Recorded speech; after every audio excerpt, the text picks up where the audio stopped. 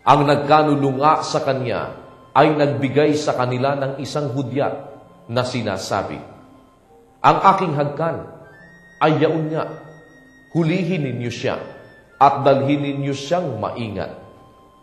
At nang dumating siya, pagdakay lumapit siya sa kanya at nagsabi, "Rabi," at siya'y hinagkan.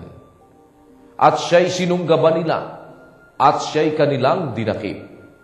Datapwat isa sa nangaroon ay nagbunot ng kanyang tabak at sinugatan ang alipin ng dakilang saserdote at tinigpas ang kanyang tainga.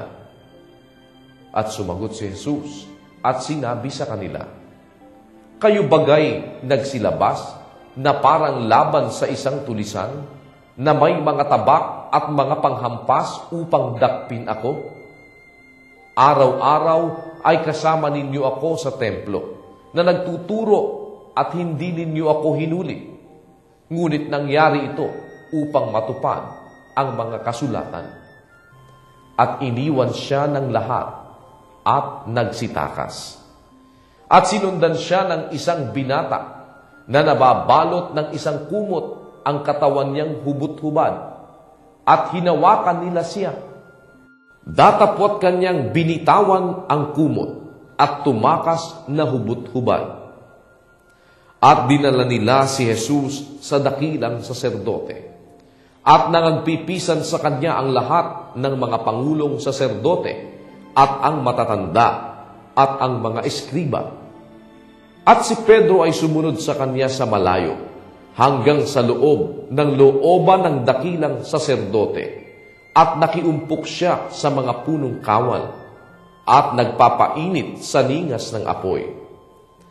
Ang mga pangulong saserdote nga at ang buong Sanhedrin ay nagsisihanap ng patotoo laban kay Jesus upang siya'y ipapatay at hindi nangasumpungan.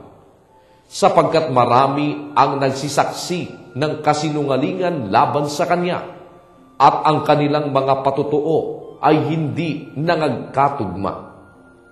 At nagsipagtindig ang ilan at nagsisaksi ng kasinungalingan laban sa kanya na sinasabi, "Narinig naming sinabi niya, aking igigiba ang templong ito na gawa ng mga kamay, at sa loob ng 3 araw ay itatayo ko ang ibang hindi gawa ng mga kamay." At kahit sa papagayon man, ay hindi rin nangagkatugma ang patotoo nila. At nagtindig sa gitna ang dakilang saserdote at tinanong si Jesus na sinabi, "Hindi ka sumasagot ng anuman? Ano ang sinasaksihan ng mga ito laban sa iyo?" Datapwat siya'y hindi umiimik at walang isinagot.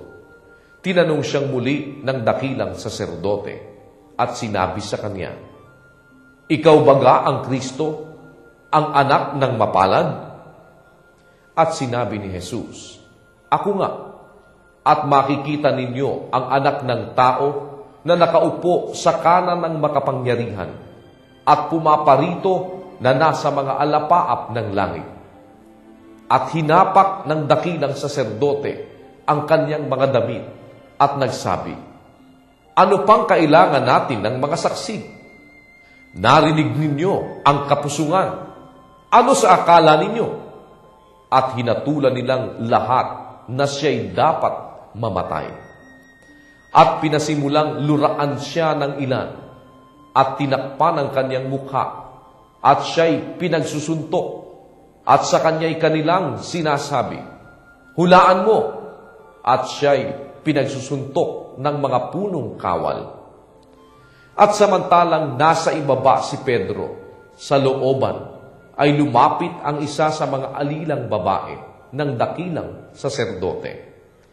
At pagkakita niya kay Pedro na nagpapainit, ay tinitigan niya siya at sinabi, "Ikaw man ay kasama rin ng Nazareno na si Jesus." Datapwat siya'y kumaila na sinasabi, "Hindi ko nalalaman, ni nauunawa man ang sinasabi mo."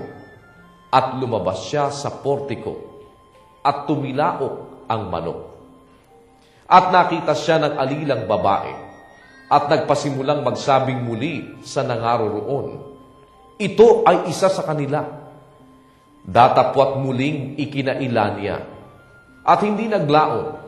At ang nangaroon ay nagsabing muli kay Pedro, sa katotohanan ikaw ay isa sa kanila, sapagkat ikaw ay Galileo. Datapwat siya'y nagpasimulang manungayaw at manumpa. Hindi ko nakikilala ang taong ito na inyong sinasabi. At pagdaka, bilang pangalaway, tumilaok ang manok. At naalaala ni Pedro ang salitang sinabi ni Jesus sa kanya, bago tumilaok ang manok ng makalawa, ay ikakaila mo akong makaitlo. At nang maisip niya ito, ay tumangis siya. Minsan pong naisulat din sa banal na kasulatan ang mga salita ng Haring si David.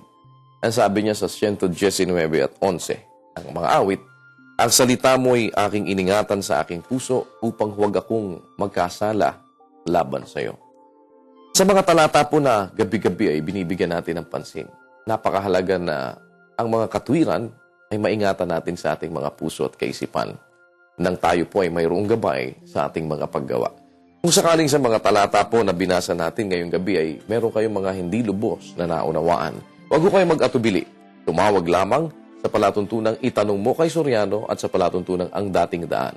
Sa pangunguna po ni Brother Eli Soriano, ang inyong mga katanungan at ang mga bagay na ibig ninyong magkaroon ng higit na kaliwanagan sa mga talata ng banal na kasulatan ay mabibigyang tugon. At yan po ay ginagawa sa pangunguna ni Brother Eli Soriano. Kaya po, naanyayahan namin kayo sa anumang mga katanungang maaari pong pwede o maaaring itawag ninyo at maaaring gusto ninyong maliwanagan sa inyong mga buhay. At huwag ko kayong mawawala. Bukas, nag-aanyaya kami. Sana'y nandyan pa rin kayo. At sana ay pamalita po ninyo dito po sa UN Television tuwing alas 8 ng gabi. Mayroon po tayong ginagawang pagbabasa ng mga talata ng banal na kasulatan. Dahil lagi nating tatandaan, mapalad ang bumabasa.